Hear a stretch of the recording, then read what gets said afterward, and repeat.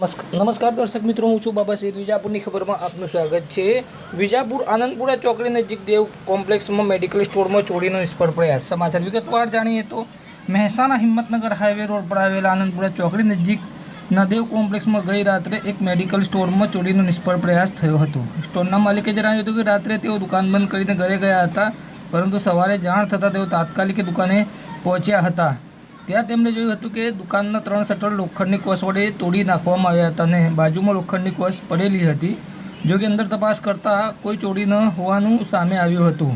દુકાન માલિકે પોલીસને ફરિયાદ ન કરી હતી, પરંતુ તેમણે જણાવ્યું હતું કે શટર તૂટવાના કારણે લગભગ 10,000 રૂપિયાનું રિપેરિંગનું નુકસાન થયું છે.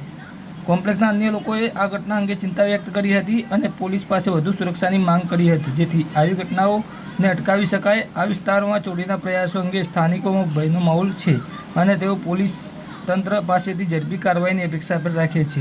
સમાચાર અપડેટ લઈને ફરીથી મળતા રહીશું. ત્યાં સુધી અમારી ચેનલ વિજાપુરની ખબરને લાઇક કરો, સબસ્ક્રાઈબ કરો, કોમેન્ટ કરો.